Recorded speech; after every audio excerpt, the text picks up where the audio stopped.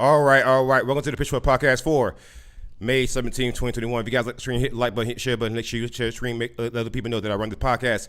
With that being said, guys, we have some new subscribers to the channel. Let's go ahead and call them out real quick. Give them a nice little welcome. Thomas J.D. 125. Thank you for subscribing to the channel. I appreciate it very much. All right, we got a few more.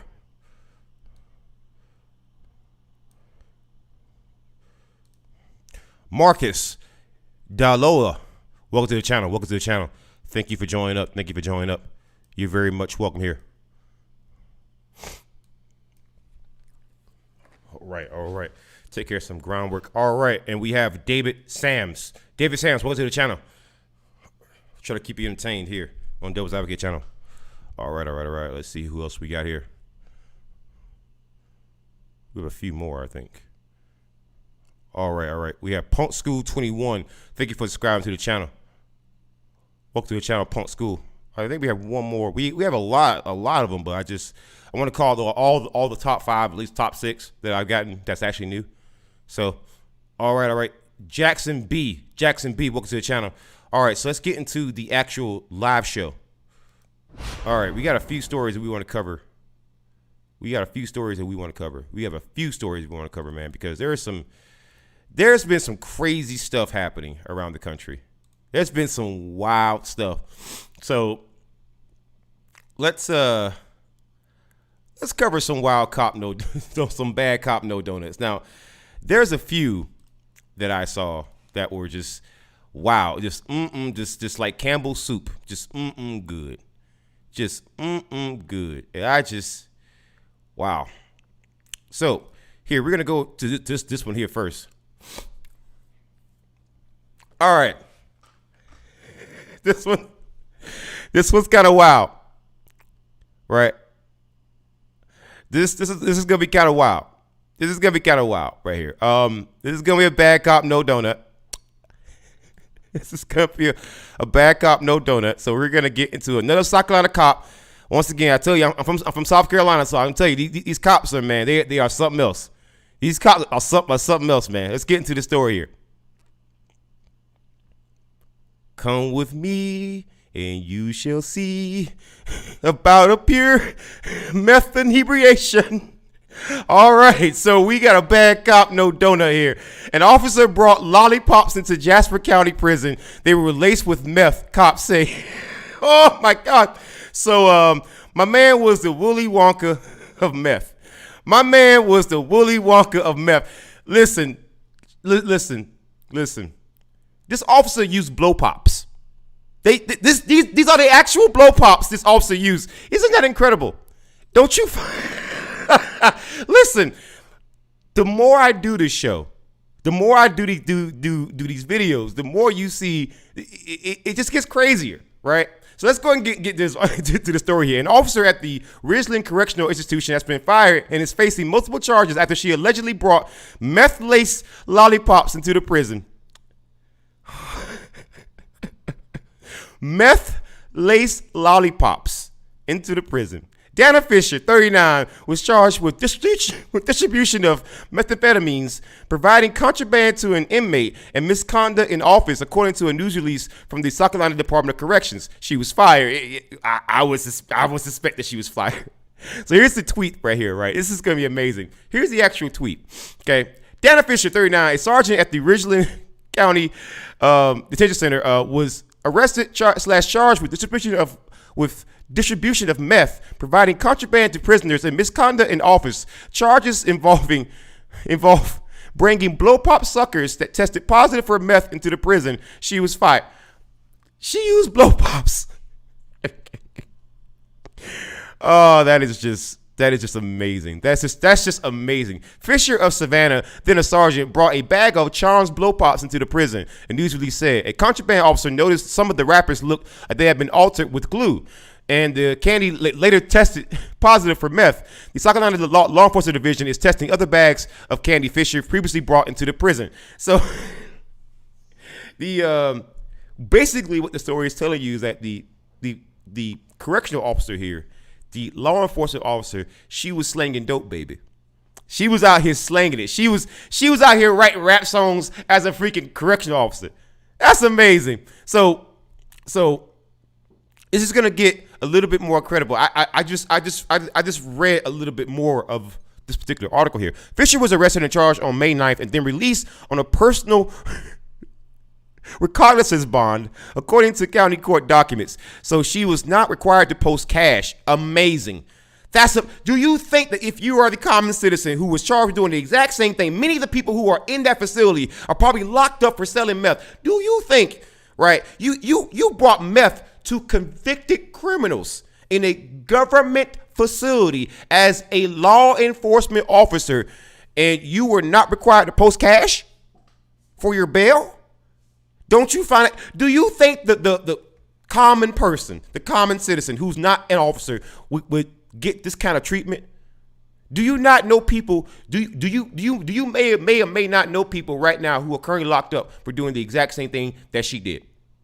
Except what she did is far worse, because you are in a position of power and you are selling. Because again, she's not doing this because she just loves handing out meth. No. People who have meth, who do things like this, they're selling it. They're selling it. Simple as that. And then once you give someone's family members the meth suckers, then family members on the outside will typically pay you. See, I used to work corrections, so I know how this works. All right, I have heard the stories. Okay, I've heard the stories. So again, that is incredible to me. That's incredible to me that she's allowed to get out of jail without even posting the cash, without even posting cash for a goddamn bond. But again, this story is incredible. This chick was the Willy Wonka of meth. That is incredible. I just, again, no matter how much I do this show, no matter how much I put out these freaking videos, police officers in America find a way to just shock me every time by becoming just that much worse, baby. Just that much worse.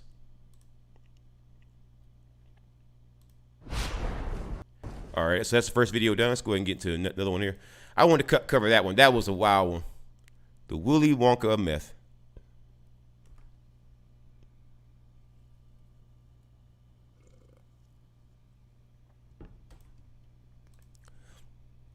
That was amazing to me.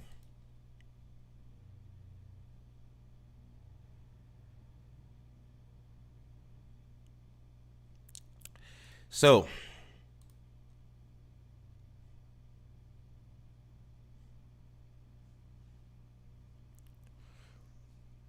we're going to get into this story here,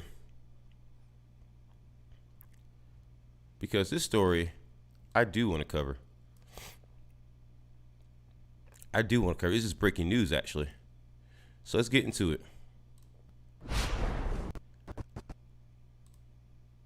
All right, so we got a bad cop, no donut, and here is a predator alert, too. This is a story that is quite shocking and, to be honest with you, quite disgusting. Pinellas deputy, predator towards women.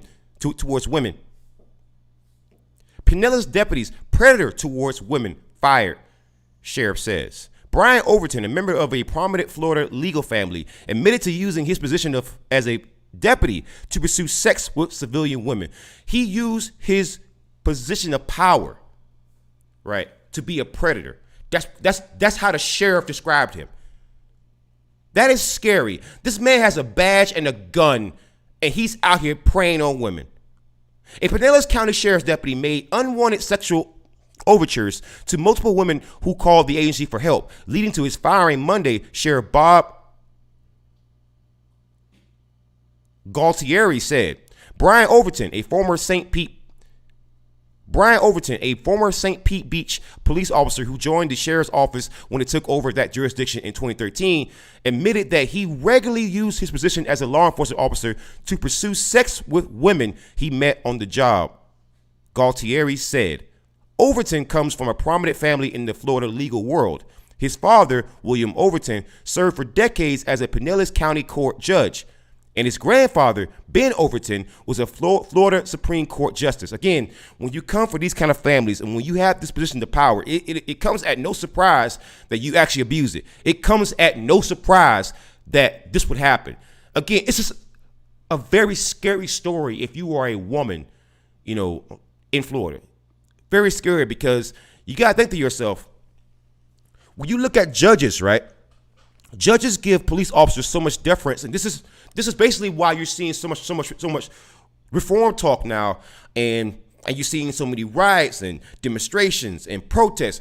You are seeing this because of the advent of social media and also cell phone video. Because without those videos, police officers get so much deference. Without that cell phone video, you would have never seen a freaking conviction with George Floyd or Walter Scott or any other freaking police murder. And let's keep it a buck here. The vast majority of police murders, cops killing people, are never even prosecuted. In fact, you never even hear about it. Even with cell phone videos, you still don't hear about it. So again, when someone comes from this kind of family and they haven't completely adjusted to the social media era, and they haven't completely adjusted to the era of people reporting things and people putting things on the internet for other people to actually track, or news spreading quickly, when those kind of people who believe that they have when they have positions of power, those kind of people, they believe they can get away with anything. And that's what happened here. Because this man admitted to it. Imagine having the gall and the audacity to admit to doing this. Imagine for a second. Imagine the level of ego you're dealing with here, the level of narcissism that you're dealing with here. That you would admit to this as if there's nothing wrong. Multiple complaints precipitated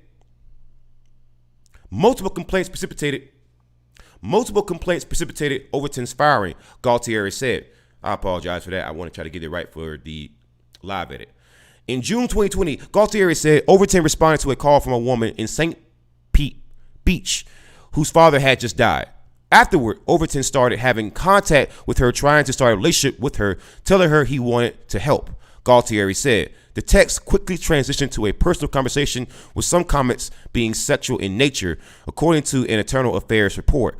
Overton also sent photographs of himself, including one that showed him in uniform. Wow. So he went to a person who was in help, who was in need. And this person was a vulnerable person because they were calling out to police officers who might can help them. And this woman's father had just died. So she's a vulnerable person. And he used his position of power and his status, him coming from a very prominent family, a prominent legal family. So they are not poor. They are not poor. Okay? They are not poor. And, you got to follow. Listen, I'm going to freaking remind you. William Overton is this man's father, served for decades as a county clerk judge. And his grandfather, Ben Overton, was a Florida Supreme Court justice. They are not poor. They ain't struggling. They don't need legal help, right? So he took advantage of her in a very vulnerable position. Do you understand how disgusting that is to do as a person in a position of power? To take advantage of a tax-paying citizen whose father just passed away. And instead of just being there as a confidant, like a law enforcement officer is supposed to be, like a peace officer is supposed to be, you want to get busy with her. Unbelievable. Overton never initiated physical contact, Galtieri said, but what he did was inappropriate. He was given a written reprimand. Then in February of this year, Overton responded to a child abuse complaint from a woman who was in a custody battle with her ex-husband, Galtieri said. He found no evidence of child abuse, but he told the woman that he still have to file a report with the Department of Children and Families. Early the next morning, Galtieri said, Overton texted the woman to ask if she had any animals in the house because the Department of Children and Families was asking. But this was a ruse to get her attention, Galtieri said. He didn't report the case to the Department of Children and Families until hours later. Later that morning, the woman responded, Galtieri said. Over the course of more than 30 text messages, Overton commented on her looks, told her he had a vasectomy and made other sexual comments. So he wanted to let her know, hey, I can't even get you pregnant. Don't worry about it. I can't even get you pregnant. You are so disgusting. Again, this woman is looking for help with an ex-husband who again was basically coming after her, and there was no evidence of child abuse. There was no evidence of child abuse whatsoever, right? But again, he took advantage of that scenario and that whole situation for his own benefit, and used his position as a law enforcement officer and even invented scenarios in which he contacted, DSS or Department of Children and freaking Families or freaking Child Welfare, whatever you call them. He invented scenarios in which he called them. And the only point of that was to basically try to get into her freaking pants. Unbelievable. Don't take this the wrong way, but you have that attractive, independent vibe. Not a perfect body, but definitely still sexy, Overton wrote, according to the investigation. Minutes later, he added, so do you have a sister or a friend just like you? Laugh out loud. Just kidding. So, again, this guy said, you're not perfect, right? But definitely still sexy. Wow. You think that's a goddamn compliment? Do you think any woman's going to hear that and go, wow, that's amazing. I feel sexy now. No, you just fucking insulted her, you piece of shit. You just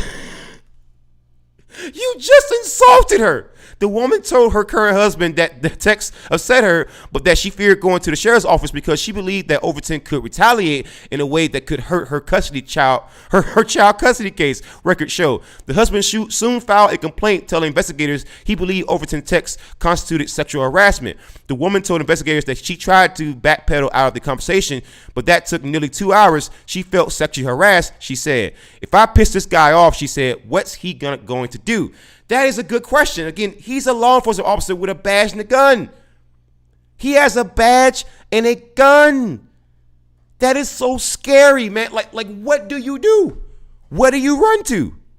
Where do you go? Where do you run? What can you possibly do? What can you possibly do? Tell me. You couldn't really do anything. Overton later deleted the text from his own phone. He used an application to send the text rather than his personal number because he feared his wife would find him, he told an investigation. Until an investigator, wait a minute. So you were married to and doing this? Oh my God. So this gets spicier and spicier and spicier, man. I tell you, I am in love with this story. I am in love with this story. While investigating that complaint, Galtieri said deputies learned about another incident. While Overton responded as a backup to a traffic stop in the Seminole area, he looked at the woman behind the wheel and immediately turned around. According to the investigation, Overton left the scene when he realized he knew the woman, who was suspected of driving under the influence. They had met on the dating app Plenty of Fish. So, man, this dude gets around.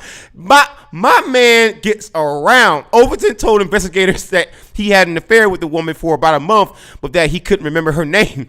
In the interviews, and mind you, he's married the whole time. He's married the whole time. Oh my God. In the interviews with investigators, Overton admitted that he had passed out business cards to women he had met on the job, hoping the connections would result in sex. This is a predator, Galtieri said. That is amazing. My man was passing out business cards like, hey girl, if you want that D, call me. My man said, listen, I'm down with OPP, other people's people. I'm down with OPP. Yeah, you know me. Overton said in the written statement Monday that he was looking for affirmation in his overtures to the women, and that he has come to know and reckon with how my conduct impacted others. Yeah, you're passing out business cards for a freaking side dicking. Yeah, I think that might impact your wife a little bit, buddy. I understand that these women were strangers who I was supposed to protect and serve, he added. At the time, oh, no. You want to serve them all right. You want to serve them some of that D. Oh, my God. At the time, I was just thinking about me. Yeah, you were definitely thinking about you. Think about you and getting that nut, huh? I did not think about how my conduct would impact them. I know that I made them feel uncomfortable and that I likely changed the way that they view and rely on law enforcement. Yeah. For that, I offer my deepest apologies and sincerest regrets. Deepest apologies and sincerest regrets. Now, I don't think that your apology is sincere, and the only regret is that you ain't getting knee deep, son. That's your only regret. I mean, damn, if you gonna get caught, at least get you some. But damn, you ain't even get that. This is a complete and thorough L. A complete and thorough L. Galtieri said he found it appalling that Overton used the power of his law enforcement position for his own ends. Galtieri said that he found it appalling that Overton used the power of his law enforcement position for his own ends. He's using the sheriff's office as a deputy as his playground for his sexual escapades, he said. It's a terrible situation. Yeah, I believe you're right, man. Wow, that is amazing. My man was handing out business cards so he can hand out the D, man. And he was married. That is... He's out here supposed to be protecting and goddamn serving, but he want to serve out the goddamn D. Unbelievable, man. Unbelievable. My man out here protecting and serving the goddamn servants, man. Unbelievable. All right, let's get into the comments. Diesel Bomber says, Diesel Bomber, what's up, man? Welcome to the live chat. Diesel Bomber says, that's bullshit. He says, also says, I wonder how many times that piece of shit got away with it. Probably a lot. By the way, Diesel Bomber, I got some news from Seattle. From Washington State, baby. I got some news from Seattle, baby. I got to find this story. Because I want to cover this story. Because I knew it was going to make you hard as soon as I said it. I want you to see this story because I saw it. And I know it's going to make you very excited when you hear about it. I know it is. Because I am in love with this story. I am in love with this story. And when I find it, you are going to see why. I assure you. I am in love with this story. And when I find it, you're going to see why. You are going to see why.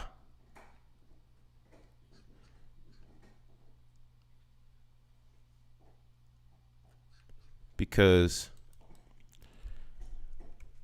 I need to find the story.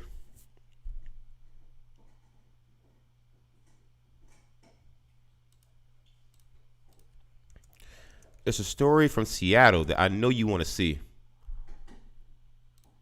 Let's see. Past 24 hours.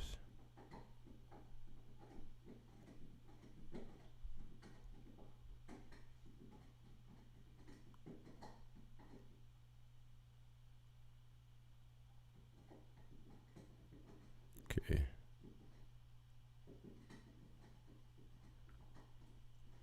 There was a story that I saw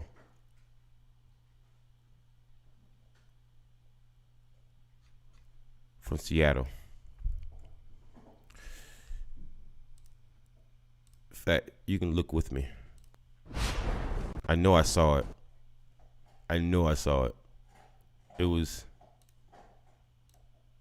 It just happened.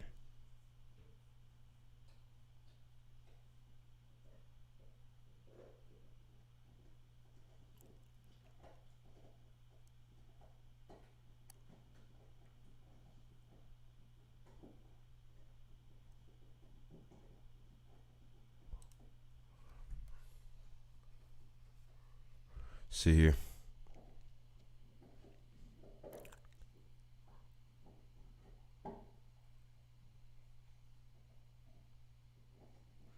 I'm looking for that story. I really want to find that story because this is a bad cop, no donut that I want to cover so bad.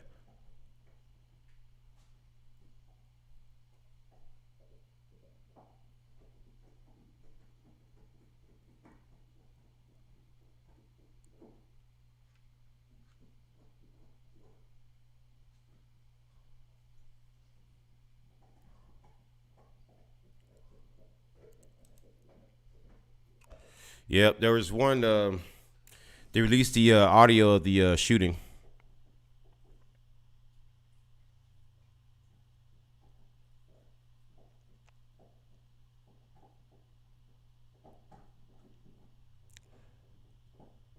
There's a few of them that I want to cover, but when I find that story, I'm gonna go back to it.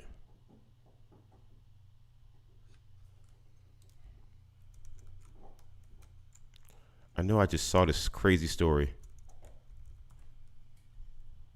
I just saw this crazy story.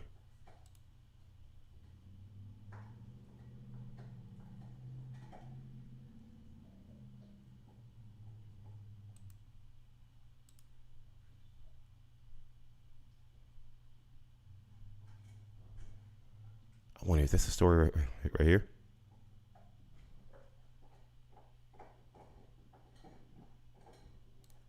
No, that's not the story. I'm trying to find that story that I just saw. I just saw this. If not, I'm just gonna continue with other stories.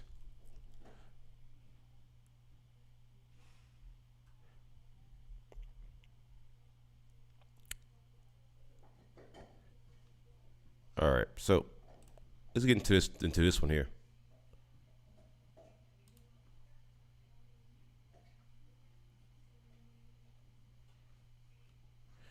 See, I really want to get into this, but honestly, that's something I want to do for later on. So, but anyways, let's see the comments here. Something I want to get into for later on. I don't want to get into that story like right now because honestly, I really want to just.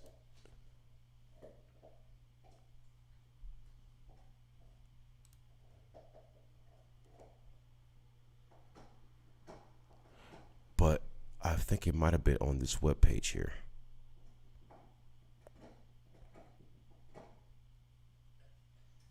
Where is it?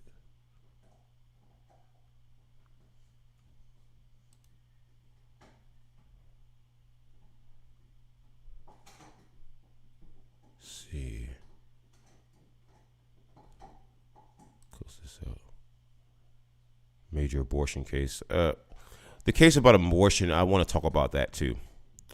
But if you guys have any suggestions, let me know. But there's a story in particular that I saw that I really have to cover. I really want to cover. I saw it, and oh, it was so crazy. It was so crazy. Because I know that's one story from Georgia that I'm definitely going to cover. That's one story from Georgia I'm definitely going to cover. There is no question about it. Let's see, is there categories here?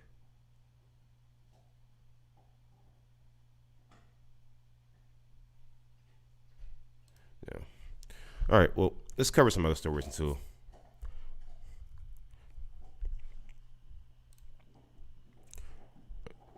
we get back to that one. Go past 24 hours. Okay. Now, here's one story that I'm going to cover that's pretty crazy. So,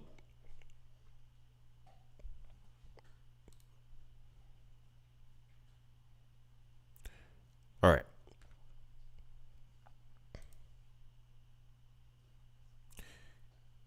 Here's one story I'm going to cover. Okay, so I got to jump off, brother. I'm at the vet with my son's dog. All right, Diesel Bomber. Be safe, man.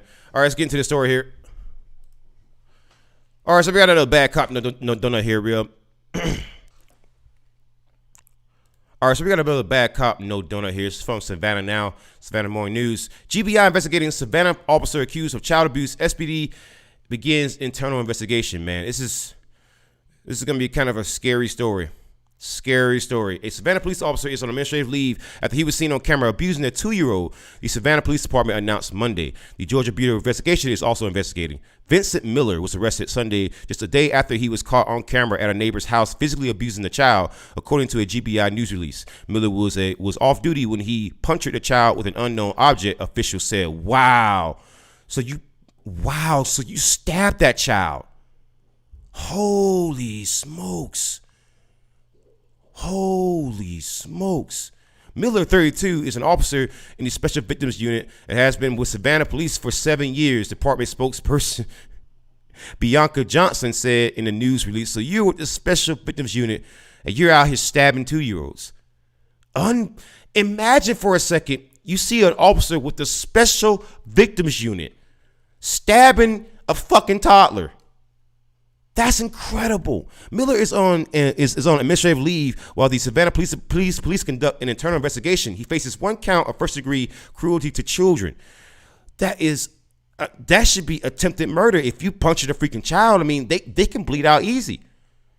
You should spend the rest of your damn life behind goddamn bars. It's a fucking 2-year-old, man. That is so scary, right? That is so scary. Once it is complete, the investigation will go to the Chatham County District Attorney's Office. Mill's arrest is the latest in a string of public safety issues the Savannah Police Department is facing. On April 2nd, William Zachary Harvey, 60, was found hanging in a Savannah Police Department interrogation room. He was initially taken into police headquarters to be questioned in connection with an aggravated assault investigation. The GBI is investigating the death. Again, it's been people dying in their custody, and I'm going to cover that story too, and also the story of one of their officers sharing a gift of a freaking noose. It is just, again, the Savannah Police Department in freaking Georgia, they have been losing their minds lately, but this takes it a step farther. You stabbed a child, and you're with the Special Victims Unit. That is so goddamn scary, man.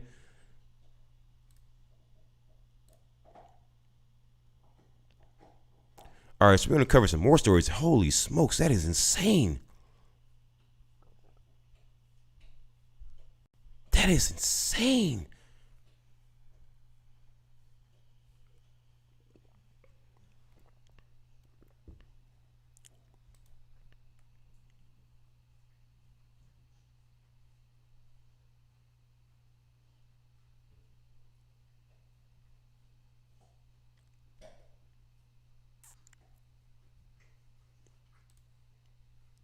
Okay.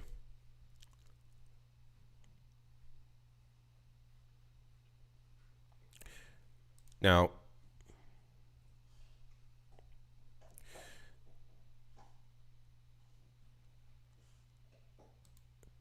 I'm not going to worry about that story. I covered that one. So let's go down here. There is another story that I saw that I do want to cover. I'm not sure where it is, but I know it was involving Seattle Police Department, and I do want to cover that story.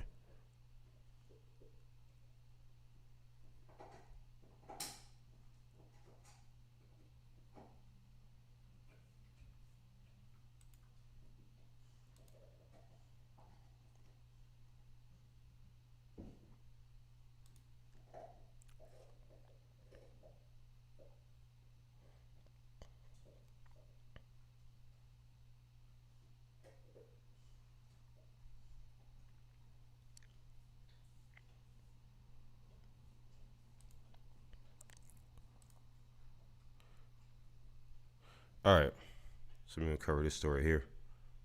Pause that real quick. Let me take a little break after this one. Okay, so here we go.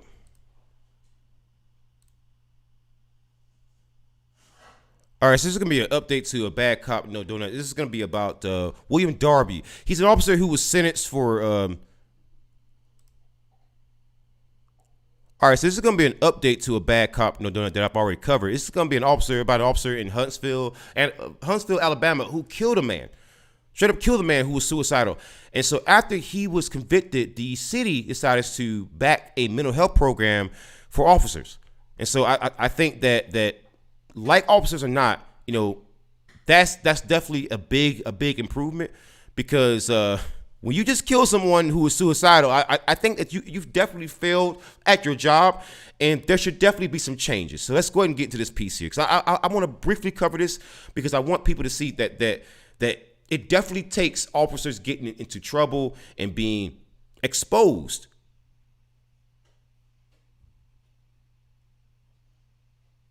to what these people are doing.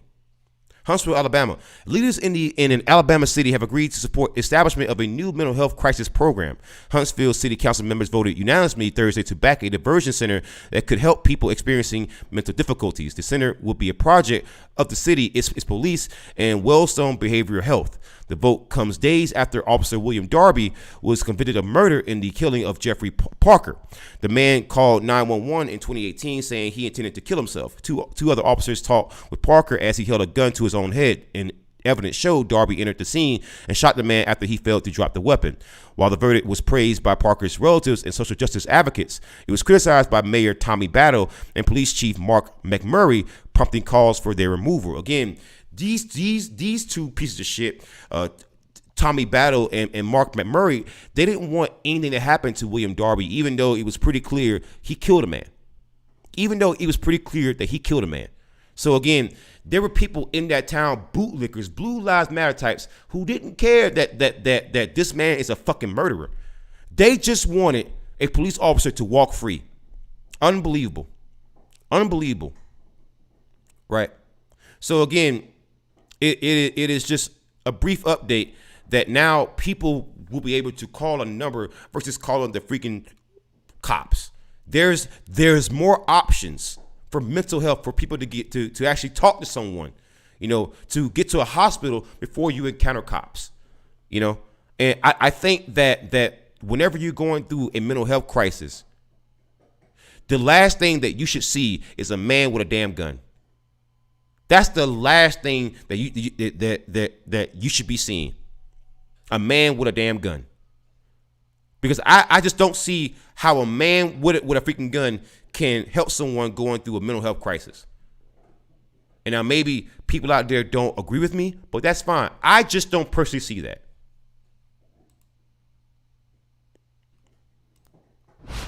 All right, so that story is covered. I want to do that brief update.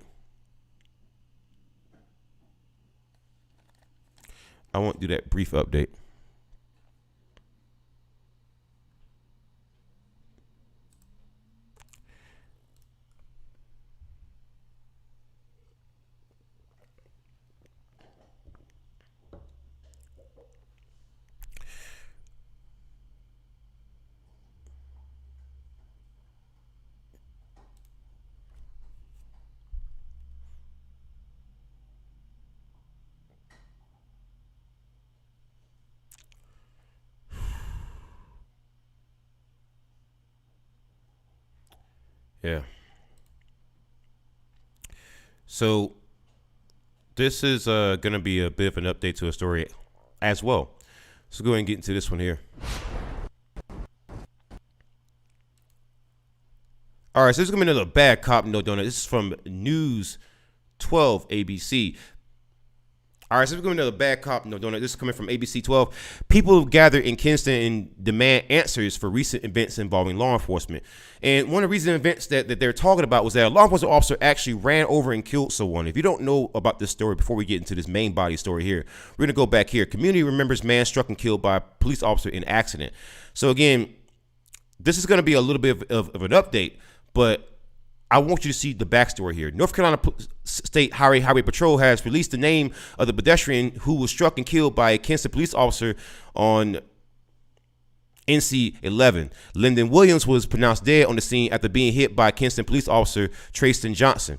The accident happened here on NC 11 between Caswell and Gordon Street. Family and friends left a memorial behind to honor Williams, who they said would do anything for anyone. The experience was horrible. Darius Howell tells me he was driving on NC 11 when he saw Lyndon Williams struck and killed. Wow. So that is a bit of a, I mean, that was hard to read because again, this man had done nothing wrong. This officer was just being, irresponsible, and he killed this man. And now people are demanding answers, and rightfully so. People are demanding answers. Kinston, Lenore County, a peaceful protest in support of Lyndon Williams and his family took place Sunday evening, which is yesterday, because today is Monday as of the recording of this video. Family and friends of Williams gathered in March from Lunchbox on Dr. Martin Luther King Jr. Boulevard. Family and friends of Williams gathered in March from the Lunchbox on Dr. Martin Luther King Jr. Boulevard to Kinston City Hall. Participants are demanding answers in the investigation of Johnson's death. So once again, it is just unbelievable that this officer just ran over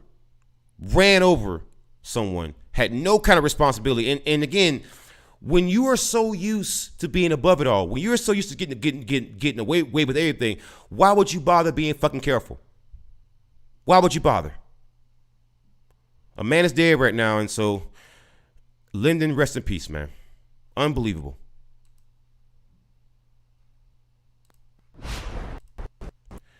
All right. We covered that story. I wanted to just cover that briefly. I didn't want to get into heavy in that one, but I'm gonna take a quick break. I need to get a drink real quick. My throat's kind of dry. So, and we're definitely gonna cover that one there. So, but before we get into that one, we're gonna go back and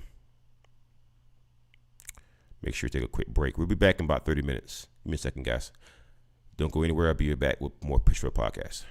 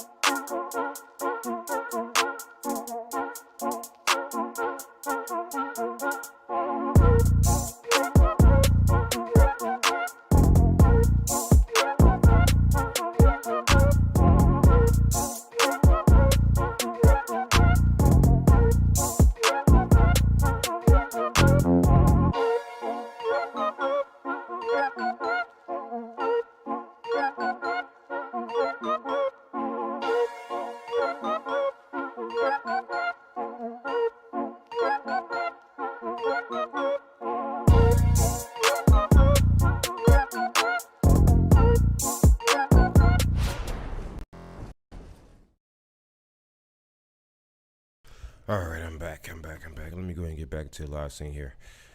Well, actually, just a little bit of back talk. So let's see. There's one story I'm going to cover right there.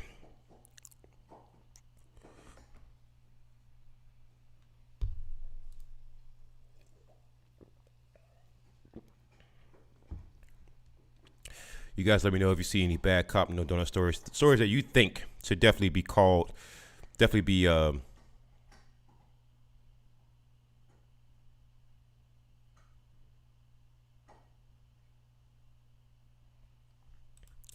yeah, this is gonna be a good one.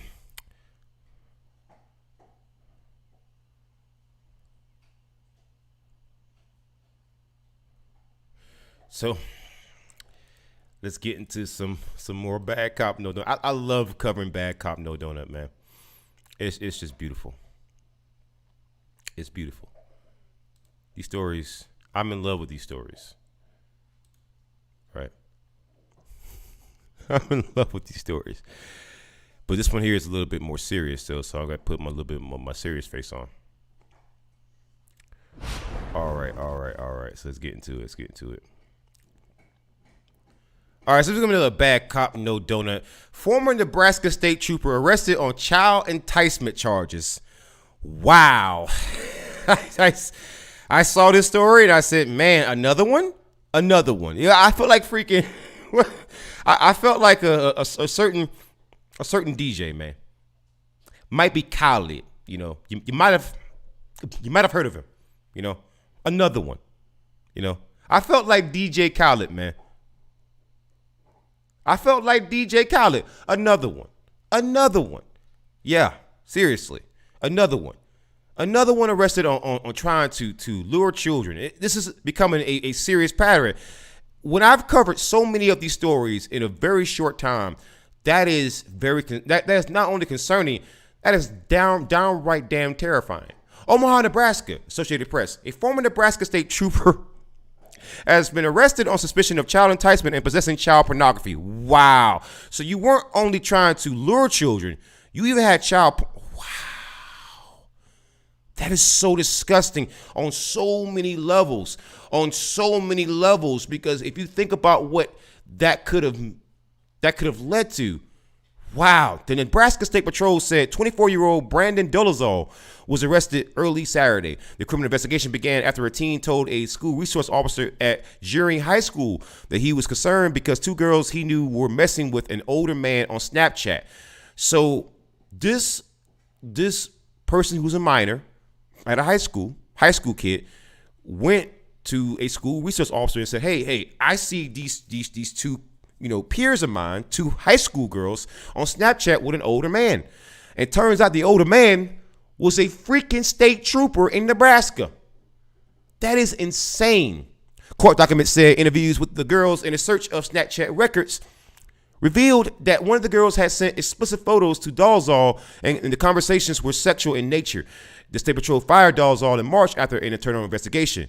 The Nebraska State Patrol issued the following statement, and boy, it's just, I would hope they would issue a very strong one. The Nebraska State Patrol is aware of the allegations made against former officer Brandon Dolezal. NSP was first informed of the criminal investigation by the Gearing Police Department in late February 2021 and immediately placed Dolezal on administrative leave. NSP also immediately began its own internal investigation. NSP's internal investigation led to the termination of Dolezal's employment on March 2nd, 2021. At approximately 12:20 a.m. Saturday, May 15th, the Nebraska State Patrol and Sarpy County Sheriff's Office arrested Dolezal on a felony warrant issued Friday afternoon in the Scottsbluff County. Dolezal was lawed into Sarpy County Jail. So again, they're putting out the statement, but it's not really a condemnation. They're just saying that hey, it's just like basically like standard procedure. But no. This was not standard procedure. This guy was definitely guilty. This guy was definitely guilty, and that's so disgusting that imagine just for a second that was your daughter. Imagine for a second that was your daughter, and this is a grown man, a police officer, a person in a position of fucking power who's preying on girls and has child porn. That is so disgusting on so many different fucking levels, man. It makes me shudder.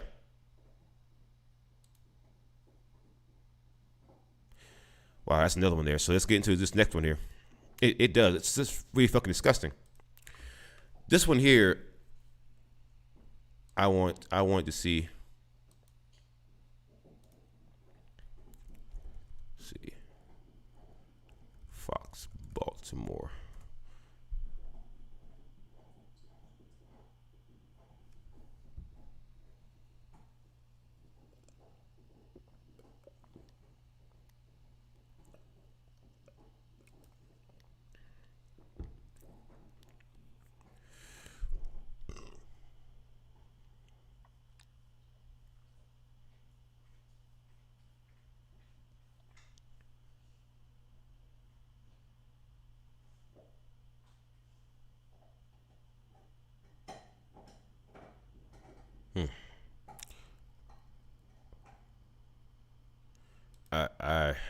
I might leave that one alone, but for right now, I want to see more investigations done to that one. But there's another bad cop, no donut that I want to cover, and this one was pretty interesting. This one was really, really interesting. Wow. This one's pretty interesting. All right. So I want to get into this one here. All right, so we got another bad cop note doing that for you. This is coming from The Advocate. The Advocate, and by the way, guys, great name, great name, great name. Ex-BRPD narcotics detective faces third arrest, this time for lying in police reports. So this guy is going to be arrested for a third time. A third time. Wow.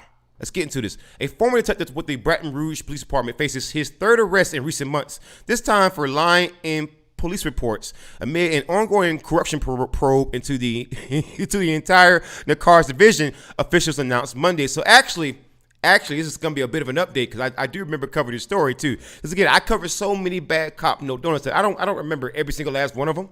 But this is going to be actually an update now that I'm actually going over the actual article here. Jason Ackrey resigned from the department earlier this month following his second arrest. He was expected to turn himself in later that afternoon on the following new charges: making false statements in the affidavit, perjury, maintaining false public records, and malfeasance in office. He was previously arrested for possession with intent to distribute marijuana and obstruction of justice. So I think that the charge for marijuana is a little ridiculous. But again, these people charge, all right, citizens with these charges all the time. So with that in mind, you know what? What's good for the goose is good for the gander, baby. If you want to lock people up for smoking the plant or own the goddamn plant or selling the plant, then guess what? I want you to face the same punishments. Same punishments. What's good for the goose is good for the goddamn gander. Personally, I would say every drug should be personally legal. I mean, for anybody to fucking use. Personally me. I don't care what you put in your own body. I don't care what you sell. I don't care what you possess. That's your business. However, if you're an officer of the goddamn law, no, you don't get to do that. Because you're getting paid in tax dollars and you have position of power. I want you to be limited as much as possible. I want you to have less rights than a common citizen. Absolutely. Same goes to politicians, judges, you name it. If you work for the government, your power should be absolutely limited. And the reason why I say that is because we do it to soldiers all the time. We tell soldiers what they can and can't post on social media. We tell soldiers, believe it or not, for the longest time, we told soldiers who they could and couldn't marry. I mean, if you were a cop, you could still be gay and be with somebody and have gay sex. But if you were a soldier, so long as Don't Ask, Don't Tell was in, was actually on the books, and so long as the actual regulations said that you couldn't be gay, you couldn't be homosexual, you could be kicked out of the freaking military, or even punished, or even put behind bars. In some scenarios, that could happen to you. So if that could happen to soldiers, if we put so many ridiculous standards on soldiers, and we've done it for so long, and thankfully things have changed some, but still, even now, have such high standards for soldiers. Why is it that the people that we put on the streets, right, who would routinely harass the same soldiers, right, same war fighters, why can't we hold them to the same standards? Why can't we not hold them to the exact same standards? If you are a soldier, if you are a cop, you don't get to do goddamn drugs. You want to know why? Because you're carrying explosive weaponry, tanks, helicopters, drones. So no, I don't want you selling drugs. I don't want you doing any of that, because you are in a position of power. You are not a common citizen. I want citizens to watch your ass 24/7. I want citizens to watch your ass 24/7. And how the hell can you possibly carry out your damn job function if the people who are the perps are your damn customers? Right? It's amazing to me how we are learning so much about these officers now that people are starting to put more of a focus on things. The announcement after his impending third arrest came Monday when police chief Murphy Paul called a press conference to update local media on the investigation and reassure the public that his administration is committed to rooting out corruption and sorting out the good cops from the bad. Since then, the narcotics division has been largely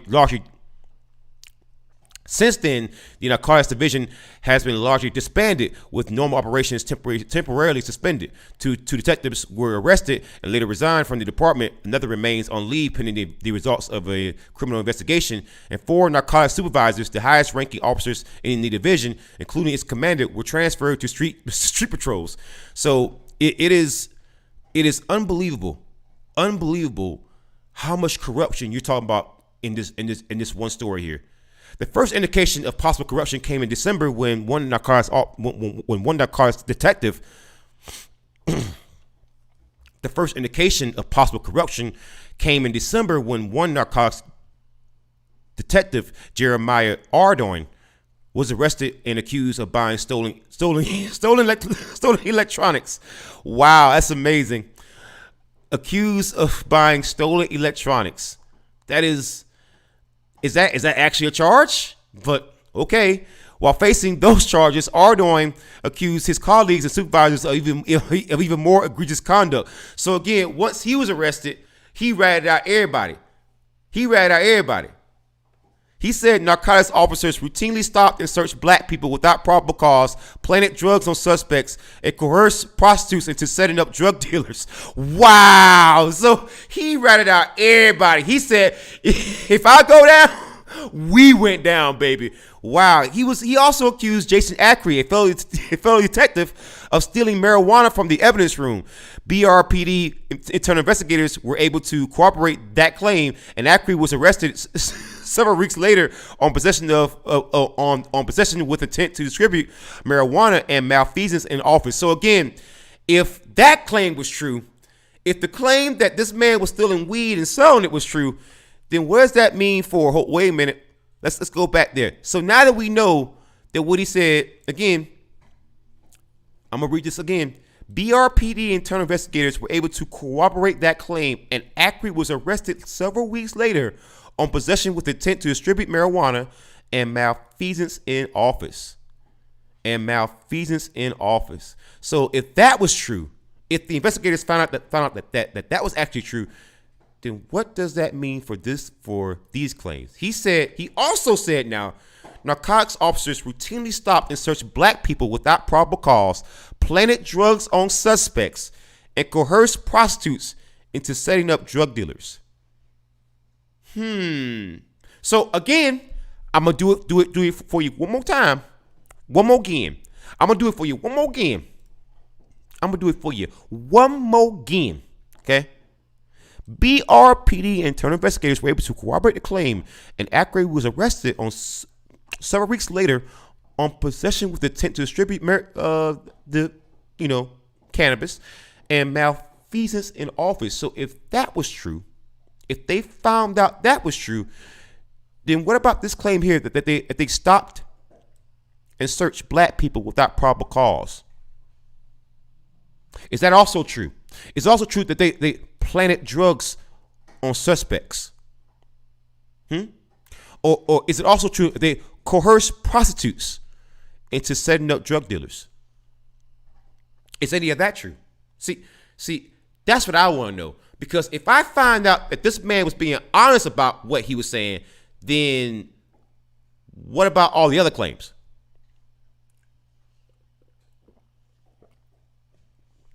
I mean, is that not the very, very next logical question that you would ask? That's what I would ask. Both Ackrey and Ardoin recently resigned from the department. Yeah, I bet you did. I bet you did. Meanwhile, an investigation is underway, including criminal and administrative probes, in addition to a complete audit of division operations, according to BRPD officials. That audit would include an examination of overtime spending practices among narcotics detectives. Payroll records indicate some detectives were padding their paychecks with massive amounts of overtime in the months leading up to the ongoing turmoil.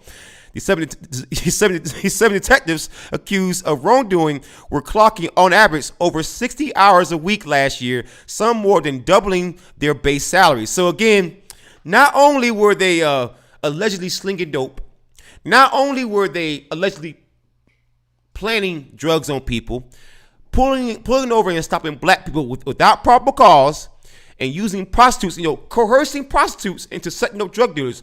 But apparently, they were also trying to steal goddamn time at the taxpayer's expense by getting overtime, clocking over 60 hours a goddamn week, averaging that.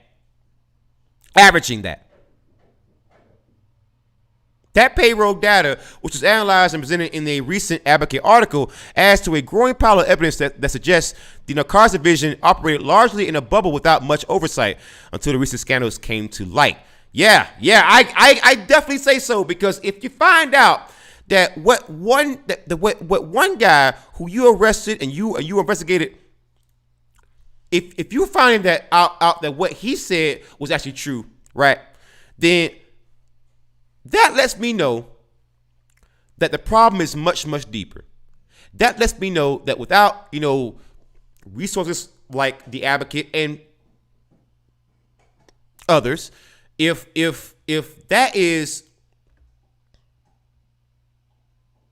that's all true, then it lets me know the problem is so deep, and maybe the whole department itself, maybe the entire Baton Rouge Police Department should be disbanded, because we have no idea how far that corruption goes.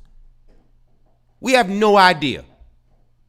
And it also tells me that if what one officer who was being investigated, if what he said was true, then I want to know how bad the problem truly gets. I want to know this. Unbelievable.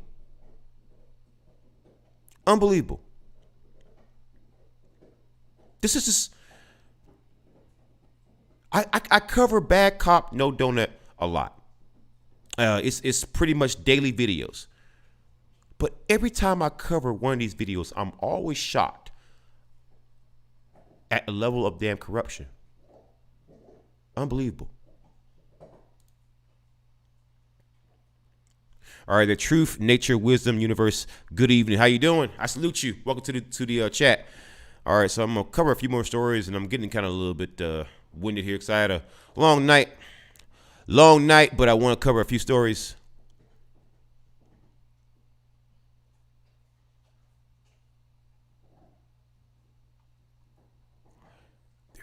There was one story I saw in Seattle that I really want to get to.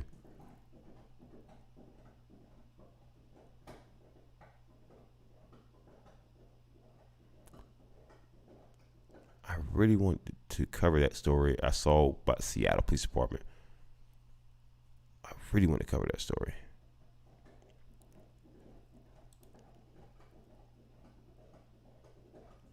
Because that story was wild.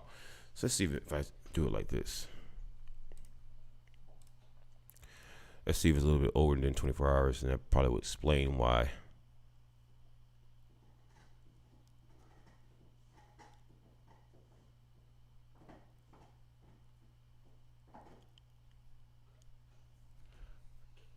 Let's see if I search here, maybe I'll find it.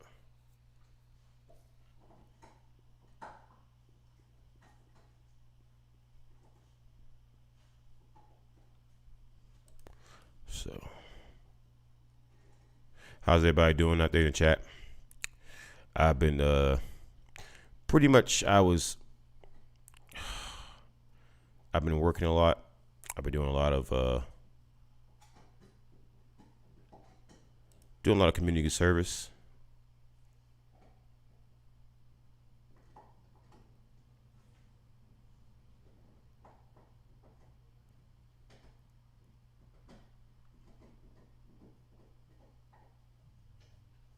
A lot of community service I've been doing, and it's just, I've been really tired, exhausted, and maybe I should just take a few days off. But honestly, though, I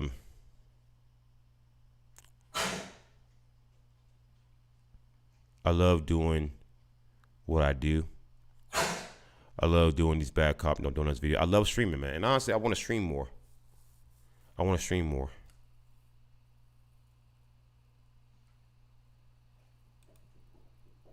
So, but there's one story I was going to cover, the story of Dennis White.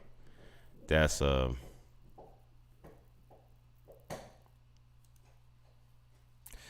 this story.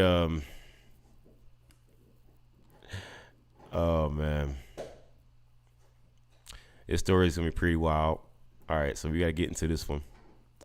We gotta get into this one here, because I didn't cover this one yet, and I really, really should have. Dennis White.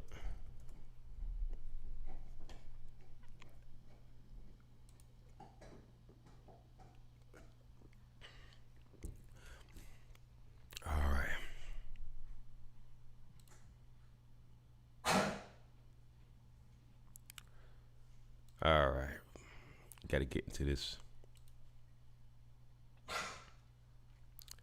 Oh, man. Boy, oh, boy, oh, boy. This is going to be delicious. It is going to be delicious right here. All right. So let's get into the story here. Let's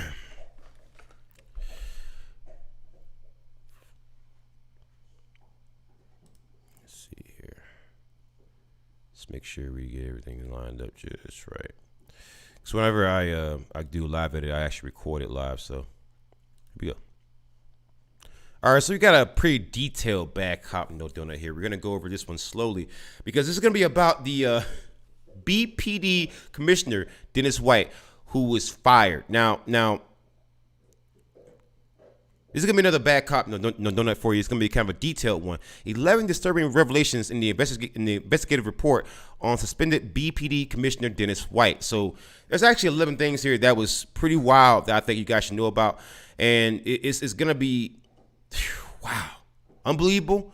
But let's get into it. An independent investigator's report on past allegations of domestic violence against Dennis White, who was named Boston Police Commissioner in February, uncovered more graphic and startling details than earlier reports. It also pointed to continued attempts by the Boston Police Department and City Halls to keep secret allegations that had been documented 22 years earlier. The investigator, attorney Tamsin R. Kaplan, was only hired to vet the police commissioner 11 days after he was sworn in, and more than a week after the Globe broke the news about a 1999 domestic violence allegation against White. Here are 11 of the revelations the report contains. Number one, blue wall of silence. Of the 21 witnesses the investigator sought for information, only seven cooperated. The report suggests Boston police officers were discouraged from cooperating with the investigation, stating, one retired BPD officer told me that they had received at least 5 phone calls directing them not to talk to me. Wow. So again, that is a very, very crazy thing that you're talking about potential domestic violence, a person who could become a police chief, and you are trying to get evidence, talk to people and things, and you having people, the actual officers being called and told to not talk with the actual investigator. That is unbelievable. And that does show the blue wall of silence. People can't question that now when the person who was hired to investigate a damn police commissioner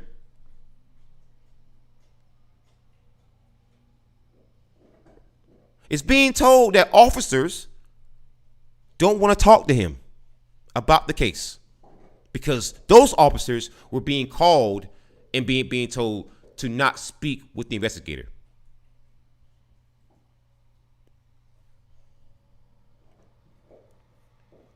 Number two, details of the abuse allegations. The domestic violence allegations made against White were repeated and brutal, according to accounts provided by 4 witnesses who provided information. The victim said he'd burned her hair, put her face to a stove and tried to turn it on, thrown a TV at her, put his hands on her neck and started to strangle her, stepped on her face and stomped on her legs when she tried to crawl under the bed to escape his kicking. The victim kept a diary that documented her experiences and shared notes with a relative for safekeeping, stating, if anything happens to me, I want you to have this diary. If anything happens to me, it will be Dennis. Wow. And that's actually That's actually the actual account. It's an actual excerpt from the investigation. Unbelievable. 3, White's former wife reported abuse multiple times. Multiple times. A witness confirmed to the investigator that White's former wife contacted the domestic violence unit multiple times to report allegations of physical abuse by White. However, no internal affairs investigations were open until the victim had got a restraining order in May 1999. So she actually did get a restraining order. That is unbelievable. Unbelievable.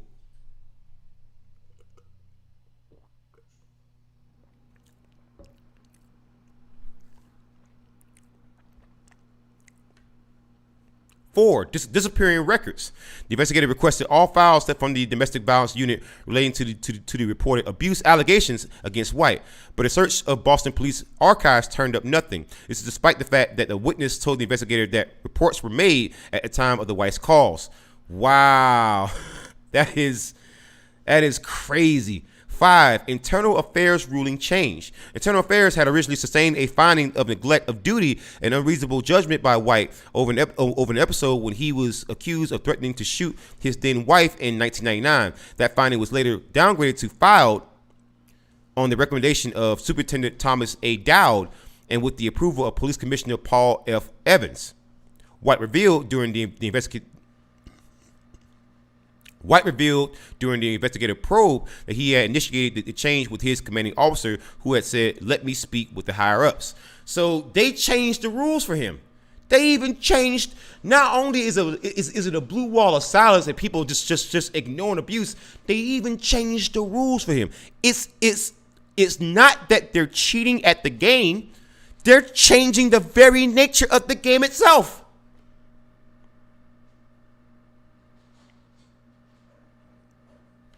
Number 6, retaliation against domestic violence officers. A witness said officers in the domestic violence unit had been through hell and back because of retaliation against them over the White case. Sergeant Gladys Gaines, who had investigated the case, was transferred out of the unit in February 2000.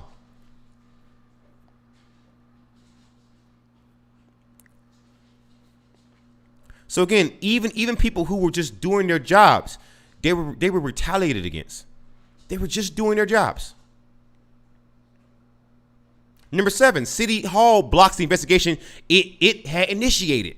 The city's top lawyer, then Corporation Counsel Eugene O. Flattery, initially told Kaplan to investigate White to the fullest extent possible. But 10 days into the investigator's probe, which was expected to take several more weeks, O'Flaherty told Kaplan to terminate the work. Though O'Flaherty soon reversed that decision, White then refused to cooperate, saying the city was not conducting the investigation in good faith. Wow, so they were trying to block, right? Again, this is basically why I don't take the, a governor's office seriously, or a politician or a lawyer seriously, because they will always initiate things. Oh, we're gonna investigate. But then they will always try to botch it, bullshit you, end it quickly, or just end the probe itself. So that's why I say you got to keep on these people, because you see what happens when you don't. The only reason why he reversed that freaking decision is because this went viral. That's the only reason why. The only reason why. Number 8, city meddling. The investigator was not permitted to use his own contracted vendor to conduct a background check on White through the criminal offender record information system. Instead, the background check was provided to her through the city. The Office of Human Resources had its own vendor conduct the background check, which was forwarded to the investigator through the city's lawyer. So again, she wanted to use the actual background check that cops use to investigate a person who wanted to become a commissioner of cops.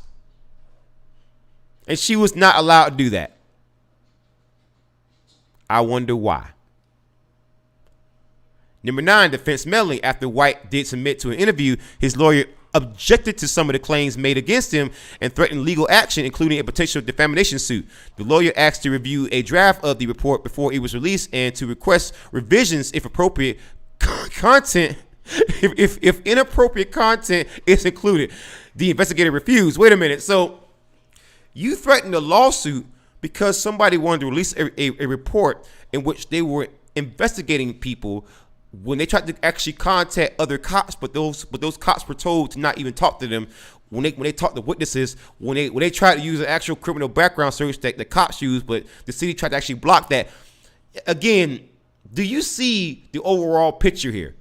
Everybody is doing everything in their power to protect this man. Why? If no part of this is true, why would you go this far? Number 10, another alleged victim. In a 1993 altercation, a 19-year-old woman known to White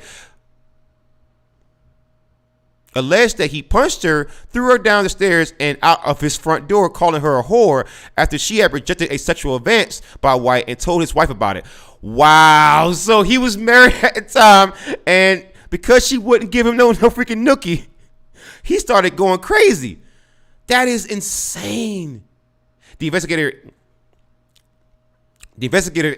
interviewed witnesses and unearthed details from the BPD Internal Affairs Division, court records, and medical records. White admitted only to hitting her with an open hand after she charged him and kicked him in a knee that he had recently. White admitted only to hitting her with an open hand after she charged him and kicked him in a knee that had recently undergone surgery. Each filed a claim against the other that was dismissed by the court, though she was granted a protection from abuse order. White sought one against her and was denied. Internal Affairs determined that he did not physically abuse her or violate any BPD rules regarding the use of force, agreeing that his strike was a reflexive self-defense response. That is very interesting. That's very interesting. Very interesting. Number 11, the Boston Police Commissioner doesn't live in Boston. That is insane. Wait a minute. Oh my God, I want to read that part there. A footnote makes clear that the suspended commissioner isn't a city resident. Boston has a city residency requirement for the employees, but many city police do not satisfy it. As contained in Commissioner White's personnel records and corroborated by Commissioner White during his April 15th, 2022 interview. I'm sorry, I got to do that one over again. As contained in Commissioner White's personnel records and corroborated by Commissioner White during his April 15th, 2021 interview, he is not a resident of the city of Boston. Commissioner White currently resides in Randolph, Massachusetts. So he's not even a resident there, and by city rules, he can't be the damn commissioner. But and people are going out of their way to protect him. That is unbelievable. That is just, oh my God, This story is freaking exceptional. Exceptional.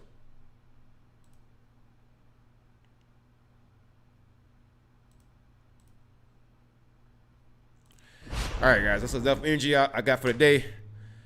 Guys, I wish you luck. Don't get COVID. Wear a mask. Horns up. Peace out. Good night and good luck.